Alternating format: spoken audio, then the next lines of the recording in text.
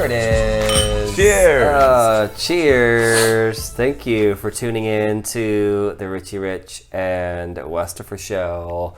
Normally, we talk about today's trending topics and ask our sex question of the week. But this is a special episode. Another movie review. I literally just almost choked right now. I heard that. Please don't. I don't have CPR training anymore. Did you know most people die during CPR? Like really? Like 90%. If someone's heart, okay, that's scary. If someone's heart stops, they usually die. Just so you know. Wine's good for the heart, right? Yeah, wine's good for the heart. Okay, That's why we're drinking wine. Yes. God. There we go. But just in case you're ever taking a CPR class and think you're going to save a bunch of lives, someone's Most heart likely stops not. and you got to pound on their chest to make their heart start. Good luck with that shit. All right, so I'm fine, by the way. Thanks. I just needed more wine. Yes. So we are, as Richie Rich said, doing another movie review. We did a Batman versus Superman review that brought all the geeks to the yard, and that's what we are. So we wanna come back with another one for Captain America: Civil War. This is the third Captain America movie in the series. It follows up from the last Avengers movie. So we're going to start with our overall thoughts on the film, kind of give how many stars out of 5. Then we'll talk about all the characters, and then we'll kind of get to an overview of the film. Yes. So I guess... This is all spoilers, by the way. So if you're listening and you don't want to be spoiled, do not please listen. Come back later. Turn off now. Save us. Put us on pause. Come back after you've seen the movie.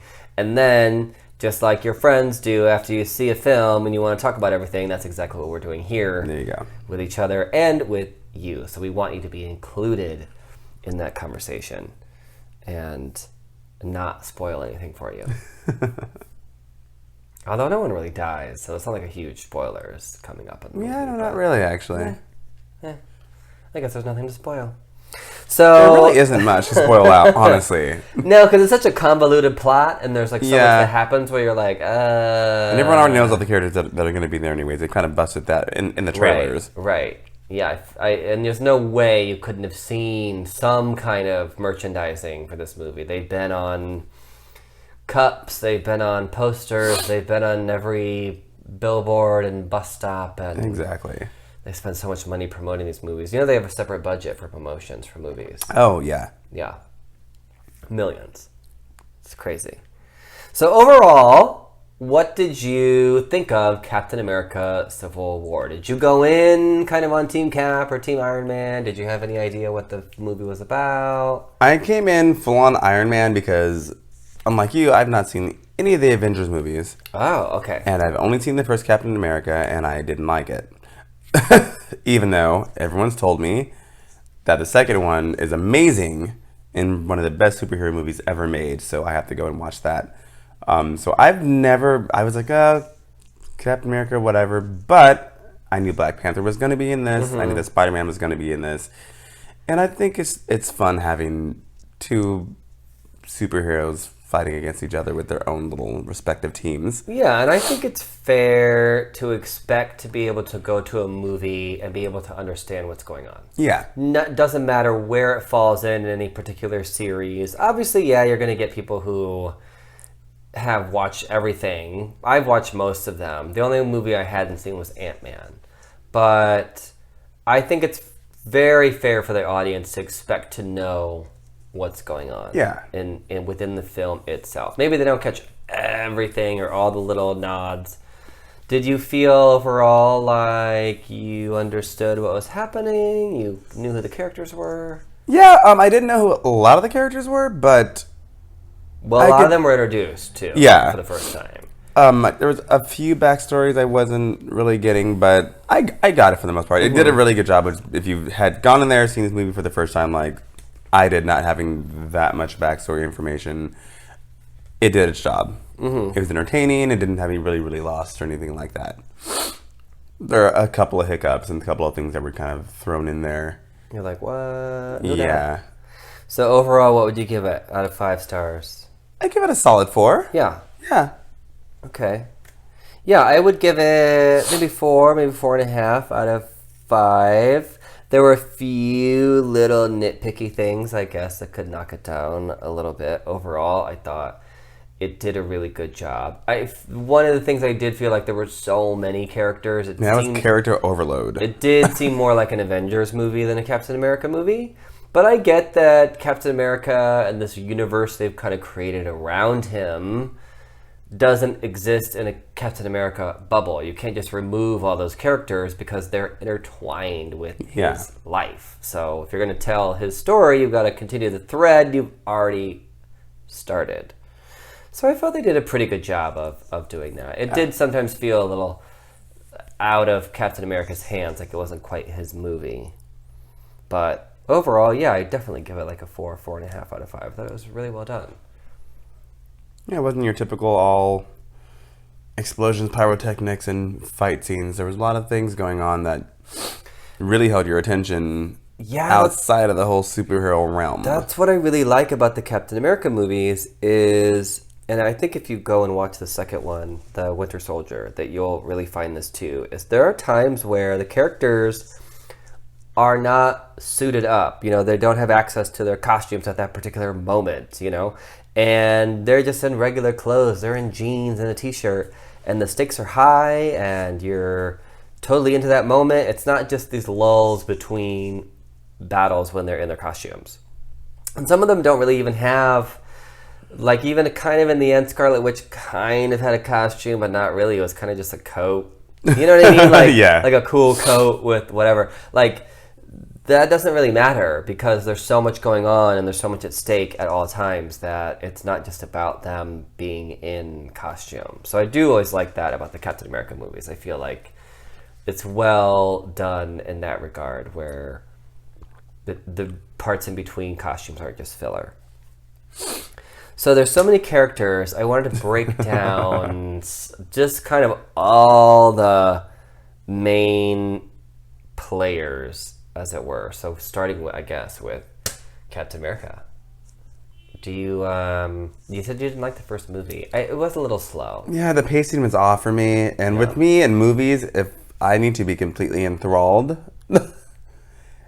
and especially a superhero movie, I don't want it to be all fight scenes and cool costumes and explosions, but I do need something to happen, and I get it was kind of an origin story and you get to figure out where everything happened, but I quite frankly was very bored during the first movie. I felt like it really tried so hard not to be a superhero movie. And I understood why they were doing that was because he isn't, I mean, aside from the super soldier serum that makes him the ultimate human being, he's beyond the ultimate human being. I mean, he can do things that an ultimate human being could not possibly fucking do.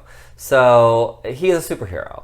And I get why they wanted to really go character driven and go in depth and all that stuff. But it was a bit slow. But as a character in this movie, I felt that they presented someone who had no one to trust, had no friends, didn't know really where his enemies were or how he was being used. This is someone who no longer feels like he is government property, but that's all that he's being treated like. So I felt like it was a pretty good version of the character that we're seeing here. Although I don't always know that they give Chris Evans a lot to bring home. He seemed a little dumbed down this time. It seemed a little more of the Iron Man show. As far as the two go. Well, you know, I mean, I like Chris Evans a lot. He's been in some really cool movies that I like. But when you put someone like that next to just a total firecracker like Robert Downey Jr., you know, he's someone who, with a look, a glance, without even talking, he can communicate so much. And then obviously his lines that he blows through, and he's just a great actor. He's so perfect. He absolutely in that role. He owns it beyond belief. Oh yeah. I've heard that they may be doing another Iron Man movie. They may be bringing the original writer-director back. That sounds fun. I'm all up for that. So we'll have to see about that. So, of course, I loved Iron Man. He's pretty awesome. I thought it was interesting they didn't have Pepper Potts, right? Isn't their fucking name? Yeah. Yeah, in this movie. Gwyneth Paltrow apparently wasn't Goop. available.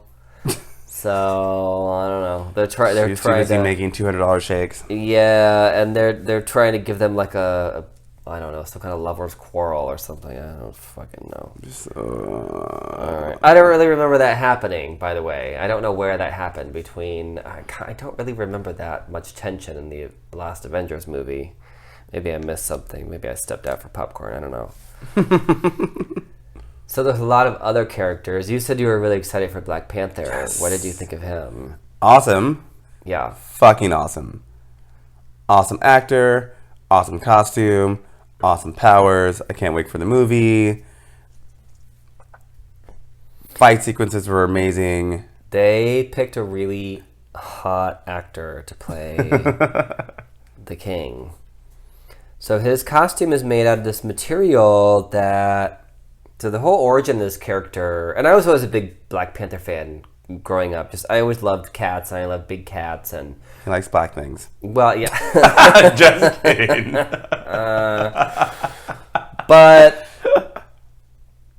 But I always liked the character, and he also was a character who had his own kingdom. You know, he was someone who... He wasn't just some idiot running around Manhattan, which is what all the other heroes seem to be doing. Right.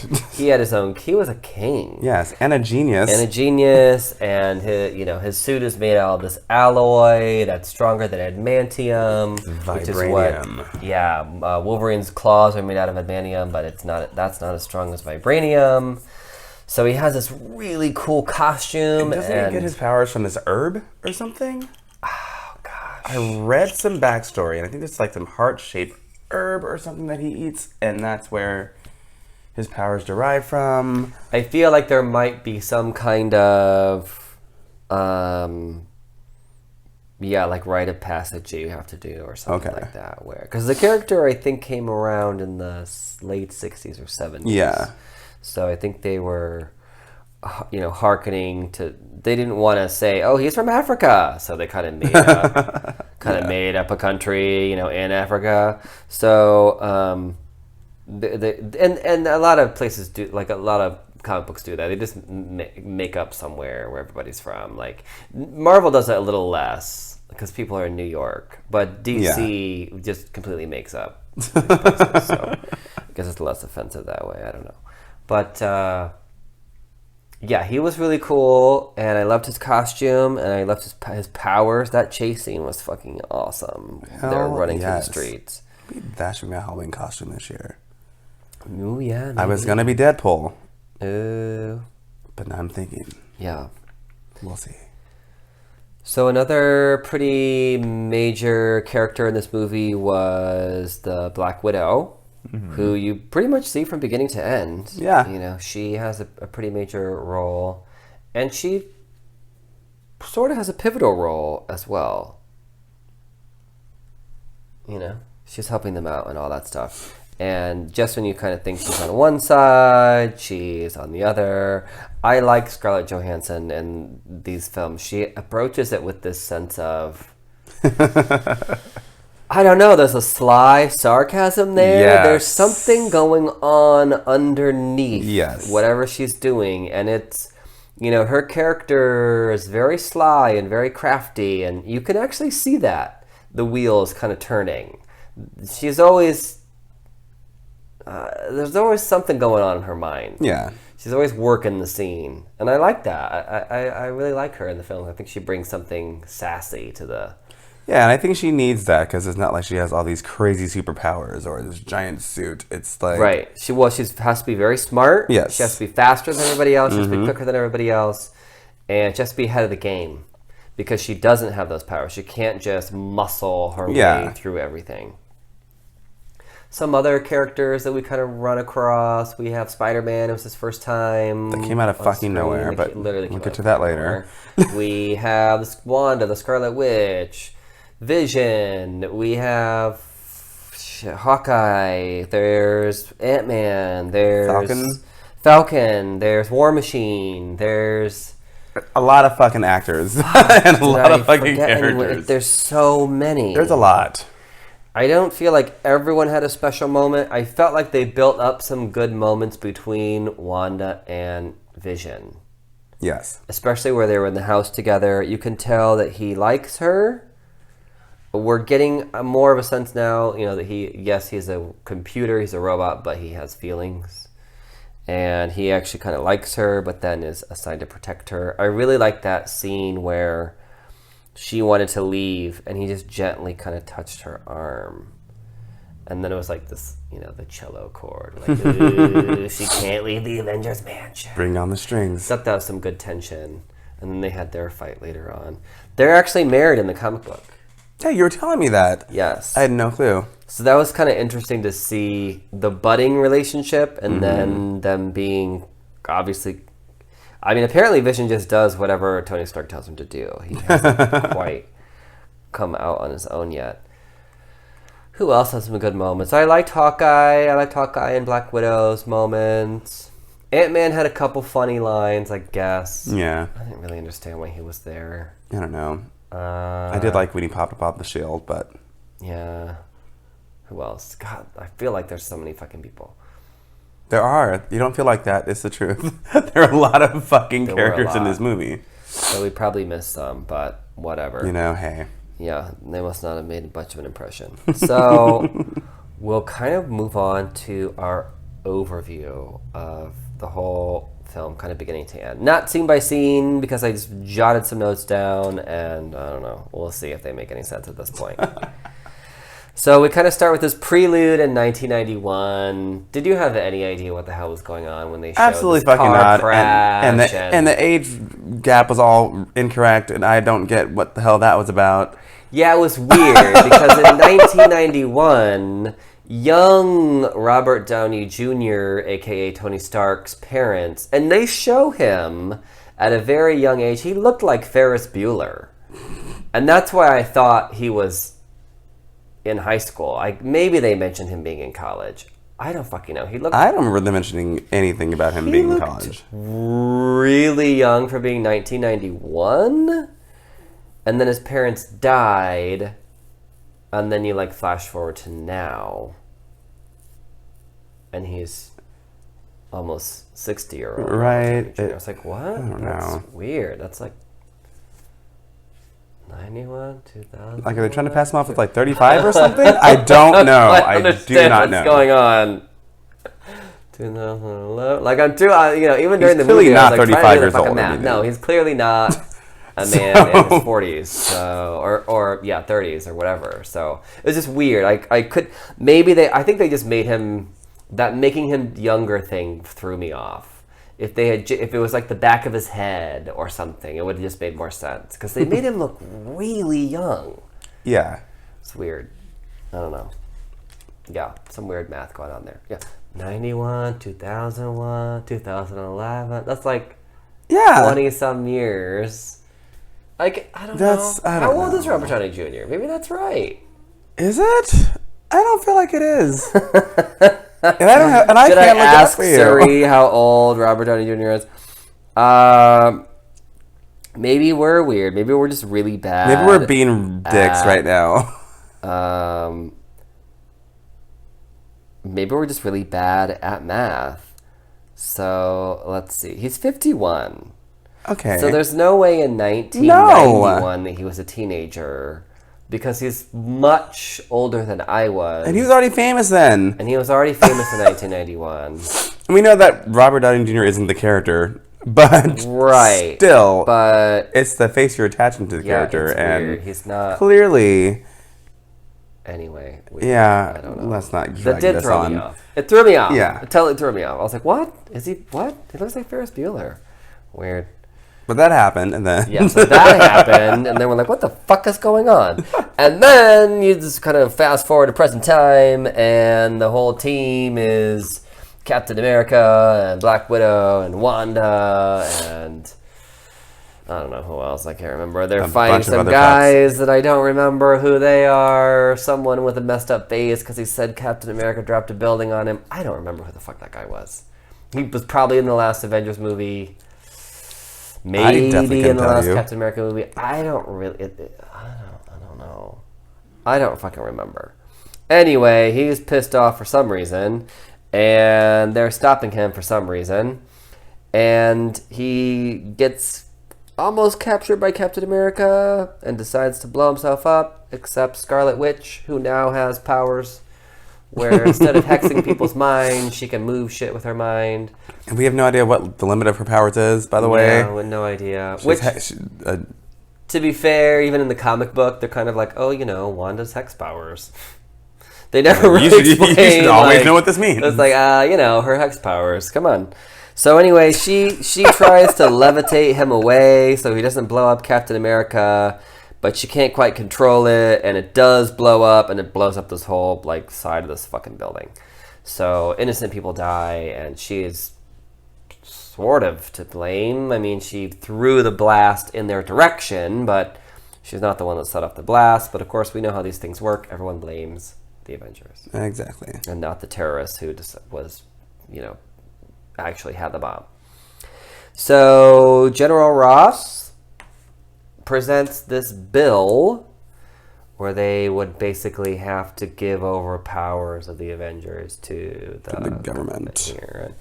Richie Rich, did you see kind of any parallels between, the government control over, kind of our present day society? Oh yeah, that was definitely a little heavy-handed. Yeah, exactly what they were going for. But obviously the idea being that can you act as an individual citizen, or is everything that you do somehow empowered by and approved by the military? What if you believe something that they don't believe? What if they want to do something that you don't want to do? The whole idea of kind of giving the government control, I think it's one of our fundamental issues here in this country. Is absolutely. A lot of people say they want smaller government, but then every time something goes wrong, they're like, there should be a law against that. Exactly. So it's kind of hard to figure out. But ultimately, if you know anything, if you've dealt with the government on any level, you know that you can't trust it. So I clearly went over to Team Cap on this one. Iron Man decides he's going to just apparently get rid of all of his guilt by signing over to the bill and letting the government, control his actions. Did you feel like that was a sellout at all? I did, yes. Yeah. Well, because he felt guilty because that mother had approached him, right? But, it's one person. But I get it. But, I still think it was a little bit of a sellout. Yeah. Well, I think, doesn't really... He is a character himself who doesn't have a lot of control over his own actions. He's a little, Yeah, a little out there. So I think... A little unwound. I think for him to recognize that, obviously is smart as a character-wise, but it obviously puts him on the whole other side of the bench of Captain America. And that's when all the shit goes down. Because we go into the next scene where we're at the UN, and someone who really looks like Bucky, aka the Winter Soldier, who we just saw in the prelude, they bomb the UN. It blows up, and actually Black Panther's father, or who we don't even know he's Black Panther yet, but we've introduced the king and the prince, and the king dies in the blast. I thought that was a well done scene, and I thought it was well acted, and the aftermath was pretty realistic. Yeah.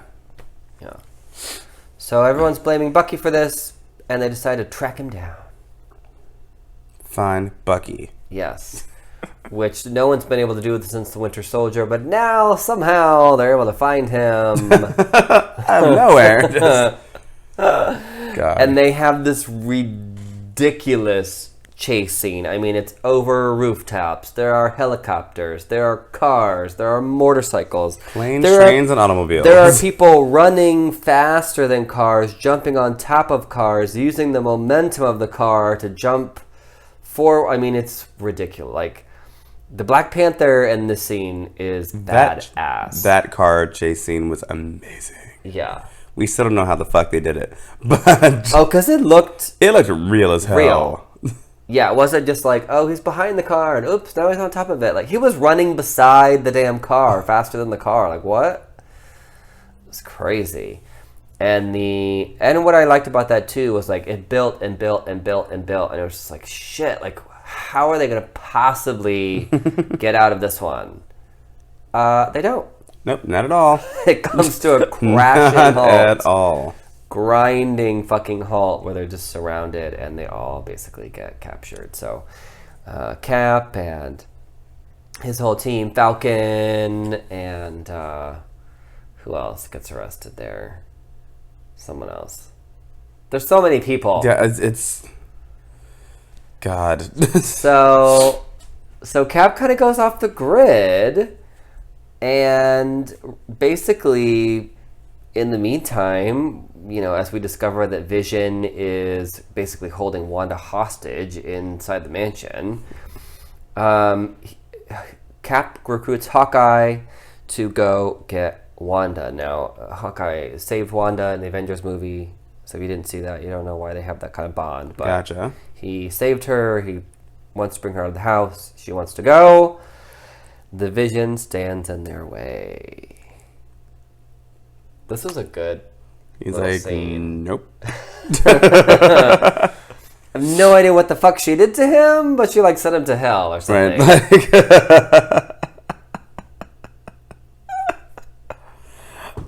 She literally just like punctured him through every, level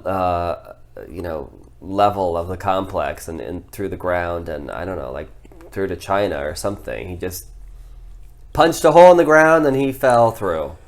So who knows? He seemed fine later, so He was okay. yeah, he was all right. Slight twisted ankle. He'll be okay. So yeah, so she goes off with him, and basically this team of Hawkeye, Ant-Man, Wanda, Captain America, they're all kind of meeting up at this airport hangar because they need this jet in order to jettison off to, this Arctic location where they can find all these answers. And of course, Iron Man and his whole team, Black Panther, Black Widow, There's a lot of black things going on here. Vision, Spider-Man joins in on the fray, War Machine's there. There's just this giant fucking battle. Yeah, and by the way, Spider-Man on the fray is literally Spider-Man popping out of fucking nowhere. They introduce him in a very weird way where, like, Iron Man kind of realizes that Captain America's building a team, and he's like, "Oh well, we kind of need some people on our side." Oh, well, I know someone. They're like, "What?" Then flashback. And then he just goes and picks up Spider-Man, like, "Hey, what's up?" It's weird. Is he monitoring these people? Right. This was not explained well, and I did not. I don't know. I would have had less of a problem with it had they left Spider-Man out of the trailers. Yeah. And had it just been a complete surprise. But the fact he was in the trailer and was popped out of nowhere in one of the trailers after they've already had like 3 or 4 trailers. Right. I expected some type of a backstory. Yeah. I don't know. They tried to fill it in with like, "Oh, well, I've been watching you, and you must be the brother." And it's like, what? You're like, all what? this dialogue, and then you're like, what? This is fucking weird. Yeah, and then like, you're not Professor X and X-Men. It's not like you're like locating mutants, and I've been watching you. It was just strange. It was so weird. I don't know. I guess they needed to do it somehow, but it was just a weird. It seemed very, very lazy. It's a weird way to do it. Like, oh, by the way, I know you're Spider-Man, so you're on my team now. Here, I'll get you a new costume. I'll tag you in. What? What was your favorite fight in this scene? They kind of paired a lot of heroes off together. Did you have a favorite? I actually like Spider-Man and Falcon. Yeah, that was a good one. I like the banter between the two of them. Mm-hmm. I think I liked Hawkeye versus Black Widow. The whole friend slide cracked me up. I was like, please don't kill me. So they kind of get to a point where they realize that they can't all win this particular battle, that they have to decide, to continue the mission. That means that Captain America and Bucky, aka Winter Soldier, are going to have to make it to the plane. They're going to cause a distraction. If it means that they get caught, they get caught. So they kind of... Ant-Man suddenly becomes Giant Man, which was another scene that it was kind of funny, and it was obviously a great distraction. It was also kind of dumb. Yeah. I mean, it worked. That's what's crazy about these movies. Yeah. Is like in retrospect, you're like, oh yeah, and then that guy got like really giant, and right, but it worked. Like it did work. It's cute. He had some funny lines. You also could tell that it was part of Paul Rudd's contract, and it was like, you have to be in this movie, so let's write him in there. Yeah.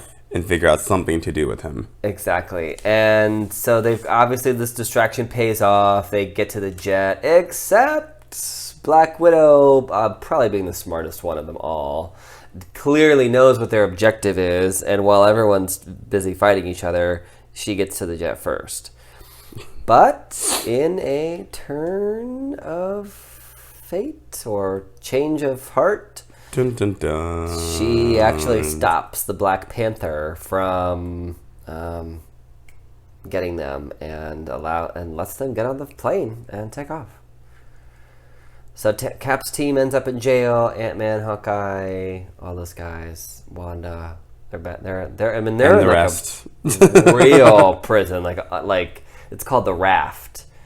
If you're a Marvel fan, you've seen this prison. It's set up where all the stuff... And this is actually a real thing, by the way, not the underwater part. But yeah. It's actually a real thing where they've designed... And these are very, very old designs. I think it was like 18th or 19th century, where they have all the prison cells facing the center of the cell. And you see a lot of movies use this visual because it's such a striking visual to have that one guard tower in the middle and have all these cells facing each other, which, by the way, is incredibly psychologically demoralizing for anyone that would have to live like that. Yeah. Like, it would really kind of mentally mess you up to live facing everyone other else. inmates. Yeah. And doing your daily duties and everything else. And yeah, that's why they don't have prisons set up like that, because it kind of makes everyone a little stir crazy.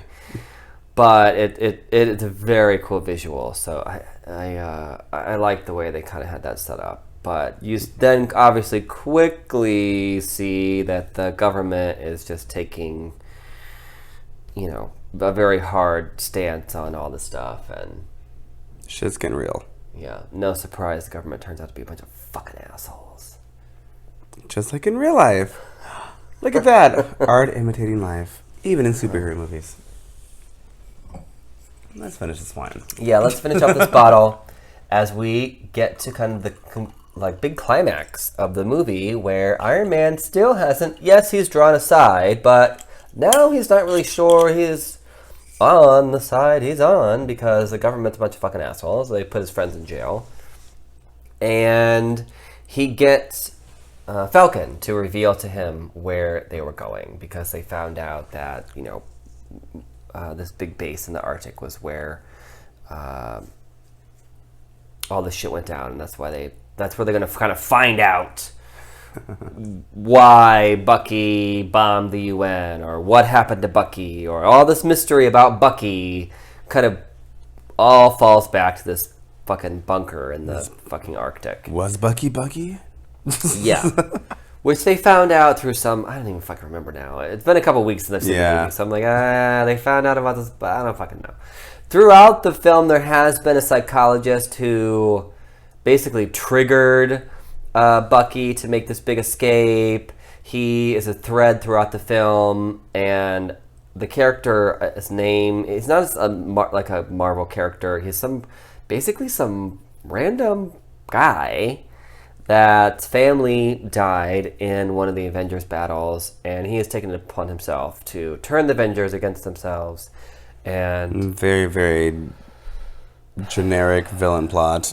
It's very contrived because you don't, like I said, he's thread throughout the film, but since you don't fucking know who he is, you don't understand it until this very end scene in the goddamn Arctic where they finally get into the snow, where if you've seen the trailers, you know there's going to be the big fight in the snow between Captain America, Winter Soldier, and Iron Man, which proceeds only after the bad guy explains all of everything and how Bucky was part of this team and blah, blah, blah, a bunch of shit. It's very contrived. It is.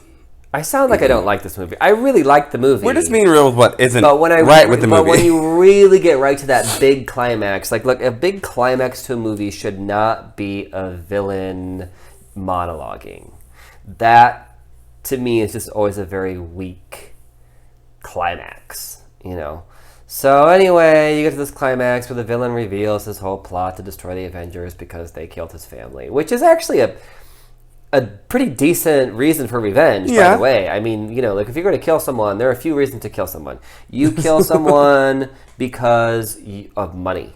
You kill someone because of power. You kill someone maybe because of, you know, sex, or, well, sex is related to power too. But one of the number one reasons for murder, revenge. Exactly. You avenge your family. So it's a good motive. It's just a very contrived plot, and how this kind of nobody was able to get all this information. And I wish if that was going to be the plot, we had really started with this guy. Yeah. And we knew from the beginning that he was the bad guy and what his motive was, and we could see how crazed he got and how he was able to do this. Because that, to me, would have made it relatable and real and understandable from that character's perspective, rather than just being like, ha ha, I'm not who you think I am. I'm the villain, and here's why. So whatever. So it leads up to this big fight between Captain America, Winter Soldier, and Iron Man, because in that flashback from the very beginning of the film, when we see Bucky kill or knock this car over or whatever, that's Tony Stark's parents. So he kind of flips out, and they have this big fight. And Captain America knew all the time. Yeah.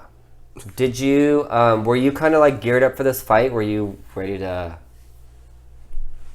Honestly, no. I was actually more ready for the like group on group fights. Oh, really? Earlier. That was the big fight I was waiting for. Oh, okay. So this fight I was like, and I also wasn't that invested, being that I hadn't seen anything related to this since, Iron Man, like the second Iron Man, I think. Yeah. And then I hadn't seen any of the Avengers, and I saw Captain America and hated it.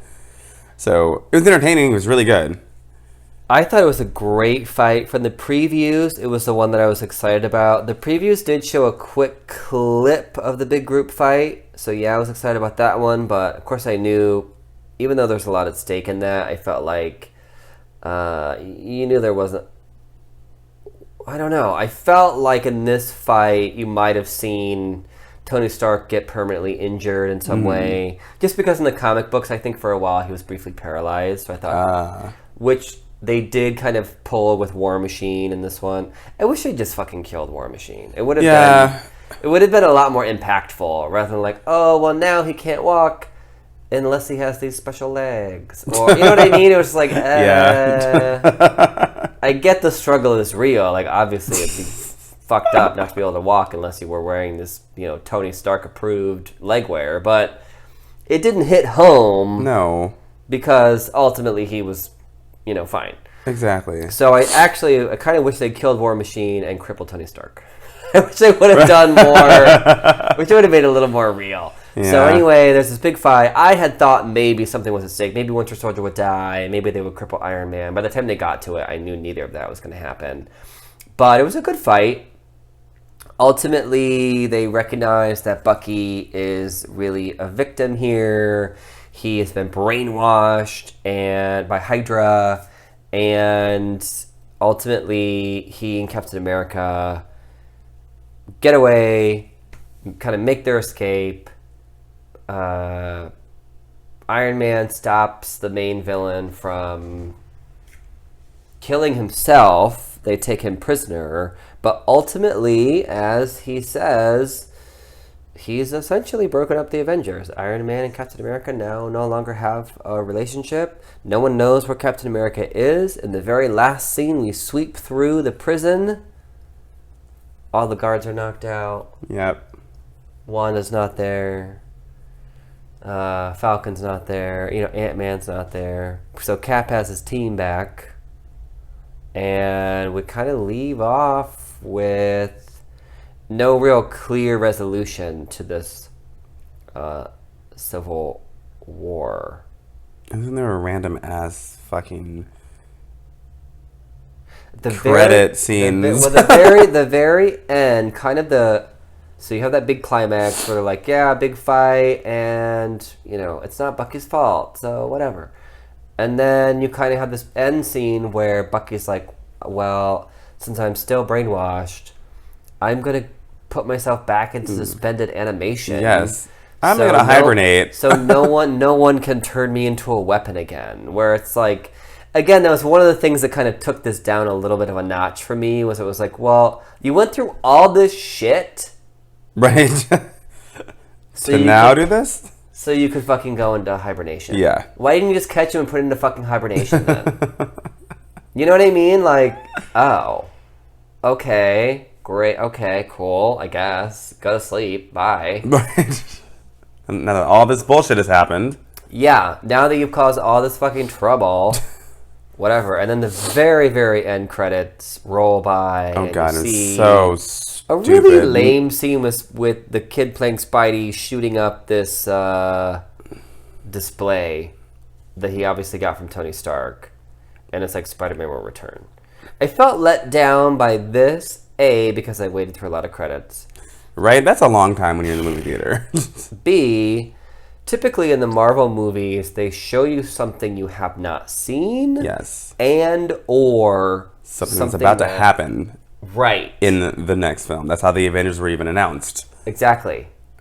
So it didn't. We already knew Spider-Man was going to return because he was just in this fucking movie. Clearly. So of course we're going to see him again. So it didn't give us anything new. Yeah, I don't know. So, started out really great middle, great battles. Got a little lazy at some points. A little weak in the conclusion, but ultimately. I mean, unless are they planning on doing Spider-Man as the next film? I think it's Spider-Man, and then there's going to be the next. This whole Spider-Man thing is so. Then there's going to be another Guardians of the Galaxy, and then the next Avengers, or maybe I forget the exact rollout of the films, but I don't know how they're going to do Spider-Man with all. There's no way they can do Spider-Man with all these characters. They're going to have to strip out. Maybe I'm guessing Iron Man's going to have to be in it since they've already introduced him. I wish that's what they would have shown us. I wish they would have shown Spider-Man at Stark Labs, because that's what his eyes, those are they're like cameras. Camera lens eyes, yeah. So I wish they would have shown us, like, and then maybe shown a news clip of, like, a Spider-Man villain attacking the city. Yeah, or robbing a bank, something to give a tease. That was not the normal Marvel tease that you get. So that was a little weird. So it did, it was so good. Until the very end where you're like, the payoff was a little weak. It got a very cliched superhero movie at the very end. Certainly not weak enough as to where I would not watch it again, or where once Yeah, it was a good movie. I mean, we already rated it. I'll watch it again. I'll add it to my collection. But, there are very few 5-star movies. Yes, and nothing's perfect. Yeah, so it is what it is. Overall, I really enjoyed it, and I really like doing these movie reviews, especially because we can just talk about anything and not have to try and keep anything a secret. So if you've seen the movie and you want to give us your thoughts, you can definitely check out our Facebook page and leave some comments there. Leave a review there. Hell, you've got plenty of space. If you are a more concise person and just want to tweet us, you can tweet us at RichieRich909, and I'm at Westifer. This has been a very special episode of the Richie Rich and Westifer Show. What should be our next review? I don't know. Maybe Ghostbusters. Maybe X-Men's about to come out. X-Men. Ooh, that could be good. All right, so that's it. Maybe we'll do an X-Men review. Until then, and until next week, we'll do another regular show on trending topics. We're outie. We'll see you later. Bye. Bye.